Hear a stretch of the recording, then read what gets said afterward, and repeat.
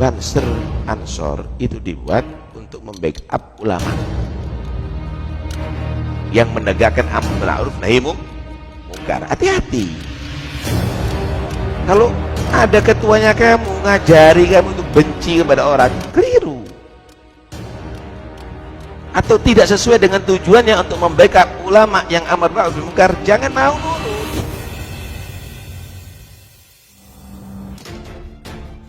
Ulama NU kecam tindakan kasar Banser, menginterogasi Kiai, sadarlah. Viralnya aksi Ormas Banser menginterogasi Kiai yang dituduh menyebarkan ajaran khilafah ditanggapi oleh ulama NU. Diketahui peristiwa tersebut terjadi di Rembang, Pesusuran, Jawa Timur. Dalam video yang diunggah oleh akun YouTube NU Garis Lurus yang dikutip gelora.co pada Selasa 22 Agustus, ulama NU menyatakan tidak ridho dan mengecam tindakan Banser tersebut. Saya sebagai warga NU, keturunan asli orang NU, pendidikan dari SD hingga MTS sampai pondok pesantren adalah kultur pendidikan NU, dan saya juga mengkaji kitab-kitab Ahlus Sunnah wal Jamaah. Saya sangat tidak ridho, bahkan saya mengecam tindakan tidak sopan Banser yang dengan kasar menginterogasi dan memaksa seorang kiai membuat pernyataan.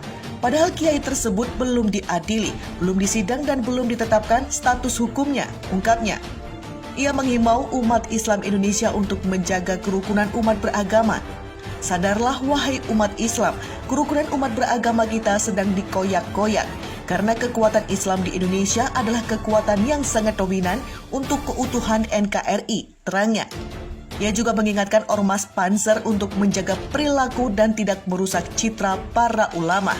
Jangan diulangi, tunjukkan akhlakul karimah. Banser adalah penjaga ulama, jangan sampai menodai garis-garis kitah para ulama. Profesor Musni Umar kecam video Banser intimidasi ulama. Memalukan sekali padahal dia anggota DPR. Rektor Universitas Ibnu Khaldun UIC, Profesor Musni Umar mengecam tindakan puluhan anggota Banser intimidasi ulama di Rembang, Kabupaten Pasuruan, Jawa Timur. Memalukan sekali melakukan intimidasi dan memaksa ulama, padahal dia anggota DPR yang terhormat, kata Profesor Musni Umar mengomentari video Banser persekusi ulama yang dibagikan oleh akun Twitter @c_dong_531 pada hari Jumat 21 Agustus. Dalam video itu, seorang ulama dikelilingi sejumlah orang yang mengenakan atribut barisan serbaguna atau Banser. Aksi itu dipimpin oleh Saad Muafi, Ketua PC Ansor Bangil yang juga anggota DPRD Kabupaten Pasuruan. Anggota Dewan berteriak-teriak tanpa adab di hadapan Kiai Sepuh. Justru dia sedang mempermalukan dirinya sendiri. Cetus @c_dong_531 yang membagikan video tersebut. Dalam video itu, seorang ulama yang mengaku bernama Zainullah mempertanyakan alasan Banser melakukan intimidasi kepadanya. Saya salah di mana? Kata Zainullah. Saat Muafi kemudian menjelaskan bahwa Zainullah bersalah karena mengajarkan ideologi HTI, padahal HTI merupakan organisasi terlarang di Indonesia. Karena HTI dilarang oleh Undang-Undang Perpu Nomor 2 Tahun 2017. Tidak boleh lagi ada organisasi HTI dan seluruh ideologinya itu salah, kata Saad Muafi. Menanggapi hal itu, Zainullah menyarankan agar Banser melapor ke polisi dengan menunjukkan bukti-bukti kesalahannya. Kalau saya salah, laporkan ke polisi. Sampean tunjukkan buktinya, apa saya salahnya? Jawab Zainullah. Saad Muafi mengatakan bahwa kepala desa setempat dan semua warga desa juga sudah mengetahui bahwa Zainullah menyebarkan ideologi khilafah. Nama saya Zainullah, terus salah saya apa? Buktinya mana sampai nuduh seperti itu? Laporkan ke polisi, laporkan ke Koramil, ke yang berwajib, kata Zainullah. Nama Zainullah, alamat ini, salahnya ini, sampean tunjukkan buktinya, sidang di pengadilan, oke silahkan, ucapnya. Menjawab itu, Saad Muafi menegaskan bahwa dia pasti akan melaporkan ke polisi. Menurut Saad Muafi, gara-gara ajaran HTI, anak buah Zainullah menghina Habib Lutfi dan NU di media sosial. Zainullah menjawab bahwa sebaiknya hal itu dilaporkan ke polisi saja untuk diproses, sebab Indonesia adalah negara hukum. Saat Muafi kemudian meminta Zainullah untuk berjanji tidak lagi menyebarkan ideologi khilafah di Rembang.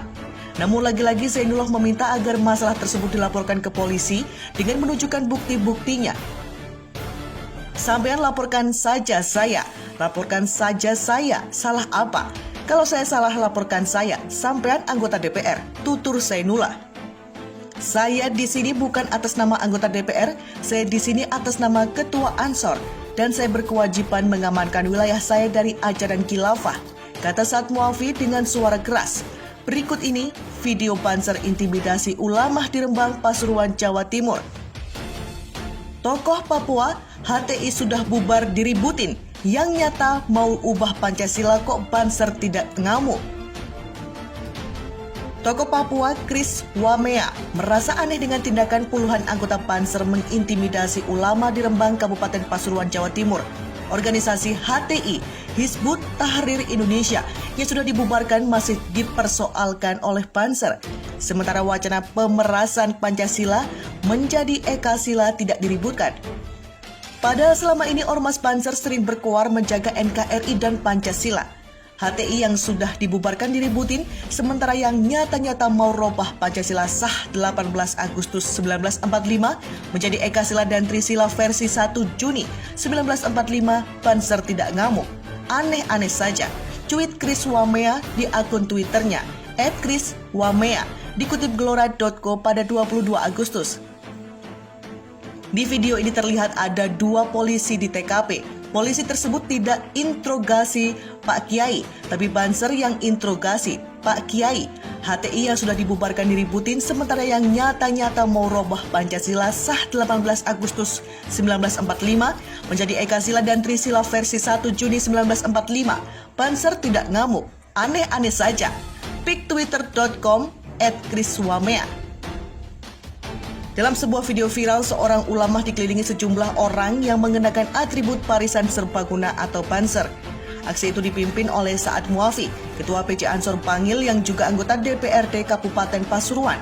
Anggota Dewan berteriak-teriak tanpa adab di hadapan Kiai Sepuh. Justru dia sedang mempermalukan dirinya sendiri. Cetus @c_dong_531 yang membagikan video tersebut.